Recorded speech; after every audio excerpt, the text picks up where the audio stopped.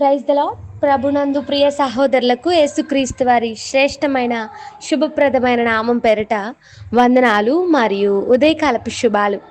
అనుదిన వాగ్దానంతో ఏకీపిస్తున్న మీ అందరికీ నా హృదయపూర్వక కృతజ్ఞతలు. ఉపవాస కూడికలు మొదటి దినంలో దేవుడు మనల్ని సజీవులుగా ప్రవేశపెట్టి ఉన్నాడు. మీ ఏకీభావాన్ని, మీ ప్రార్థన అవసరతలను తెలియచేస్తారని ఆశిస్తున్నాం. నేడు కీర్తన ద్వారా ప్రభువుని ధ్యానిద్దామా? జిగటమన్నే మానవులంతా పరమ కుమ్మరి ప్రభుడవు నీవే. జిగటమన్నే మానవులంతా పరమ కుమ్మరి ప్రభుడవు నీవే.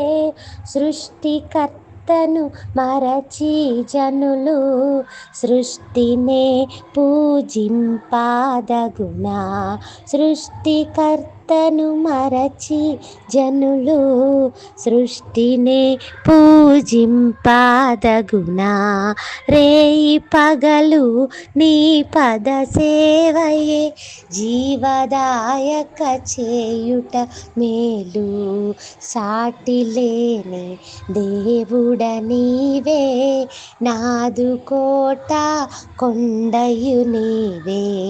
సాటి లేని దేవుడ నీవే, నాదు కోట కొండయు నీవే. రేయి పగలు నీ పద సేవయే. హల్లెలూయా.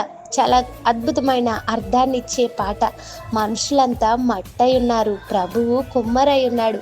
సృష్టికర్త అయిన ప్రభువుని రేయి పగలు సేవించుటే మనుషులకు మేలైన పని. ఆయనను మించిన దైవము, ఆయనకు సాటి అయిన కోట కానీ, కొండ కానీ, దుర్గము కానీ మరి ఏదీ లేదని ఈ పాటలో చెప్తున్న సత్యం. ఈ పాటను బట్టి ప్రభువుని స్తుతించండి. నేడు వాగ్దానాన్ని ధ్యానిద్దామా? కీర్తనల గ్రంథం 61వ అధ్యాయం 4వ వచనం. యుగ యుగములు నేను నీ గుడారములో నివసించెదను, నీ రెక్కల చాటున దాగొందును. దావీదుకి అంతఃపురాలు, విలాసవనాలు, రాజవస్త్రాలు, సైన్యాలు దాన్ని భద్రపరచడానికి ఎన్నో విలువైనవి ఉన్నప్పటికీ యుగయుగములో నేను మాత్రం నీ గుడారములో నివసిస్తాను అంటున్నాడు. అంటే ఈ ప్రపంచంలో భద్రతనిచ్చే స్థలం, సురక్షితమైన స్థలం ఏదైనా ఉంది అంటే అది దేవుని సన్నిధే, దేవుని పొందు మాత్రమే. నీవు పొమ్మన్నా నేను పోను, నీ సన్నిధిలో జీవిస్తాను, నీ రెక్కల చాటున దాగి ఉంటాను అని తన ఆశను కీర్తనకారుడు ఈ మాటలో తెలియజేస్తున్నాడు. మనం ఈ లోకంలో బ్రతకాలంటే దేవుని కాపుదల మనకు ఎంతో అవసరం. ఎన్ని కీడుల్లో మనము దాగి ఉన్నప్పటికీ, ఎన్నో శ్రమలు మన చుట్టూ ఉన్నప్పటికీ, శత్రువులు మన చుట్టూ పొంచి ఉన్నప్పటికీ మనము ఆత్మీయంగా, కుటుంబపరంగా, ఆరోగ్యపరంగా, ఆర్థికంగా, వ్యక్తిగతంగా క్షేమం పొందుకోవాలంటే, క్షేమం కలిగిన దినాలు చూడాలంటే దేవుని కాపుదల చాలా ముఖ్యం. ఆయన రెక్కల చాటున ఎవరు దాగుంటారో వారికి భద్రత ఉంది. కోడి తన రెక్కల కింద తన పిల్లలను కాపాడినట్లు దేవుడు మనల్ని కాపాడుతాడని లేఖనం సెలవిస్తుంది. కోడి పిల్లలను గెద్ద ఎప్పుడైనా వచ్చి ఎత్తుకుపోవచ్చు, అయితే కోడి మాత్రం తన రెక్కల కింద తన పిల్లలను కాపాడుతుంది, రక్షిస్తుంది. తన పిల్లలను రెక్కలు చాపి పిలుస్తుంది. అప్పుడు పిల్లలన్నీ కూడా పరిగెత్తుకుని ఆ రెక్కల కిందకు వెళ్ళినప్పుడు మాత్రమే అది రక్షించగలుగుతుంది. అవి భద్రత కలిగి ఉంటాయి. కొన్ని పిల్లలైతే మా అమ్మ ఎప్పుడు ఇలాగే పిలుస్తుందని నిర్లక్ష్యం వ్యవహరిస్తాయి.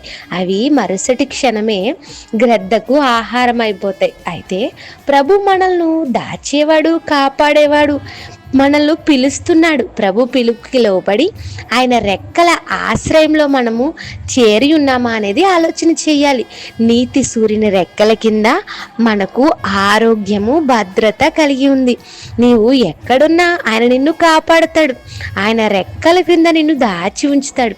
ఈరోజు ఉపవాస కోడికల్లో మొదటి రోజును దేవుడు మనకు దయచేశాడు. నిన్ను తన సన్నిధిలోని జాగ్రత్తగాను, భద్రంగాను, సురక్షితంగా ఉంచాలని పిలుస్తున్నాడు.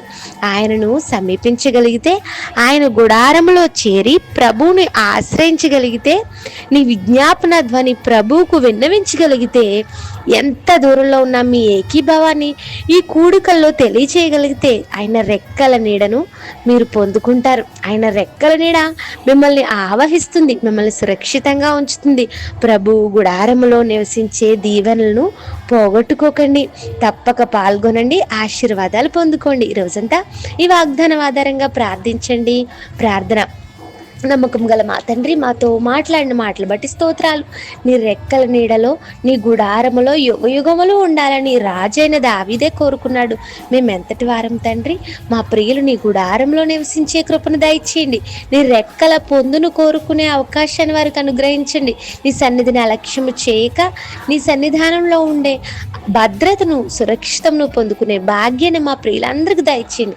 ఎంతో దూర ప్రాంతాల నుండి ఈ మాటలతో ఏకీవిస్తూ అనుదిన వాగ్దానాన్ని ధ్యానిస్తున్న ప్రతి ఒక్కరిని దీవించండి. నీ రెక్కల నీడను వారి చుట్టూ ఆవహించి ఉంచండి. వారి సమర్పణలను, వారి వ్యక్తిగత ఉపవాసములను దీవించి ఆశీర్వదించి ఈ ఉపవాస కూడికల ప్రత్యేక దీవెనలు ఈ రోజంతా ఈ కూడికల ద్వారా వారికి దయచేయమని అడుగుచు యేసుక్రీస్తు వారి నామంలో అడుగుచున్నాను తండ్రి. Amen. Have a blessed day. God bless you all and me as well. Thank you.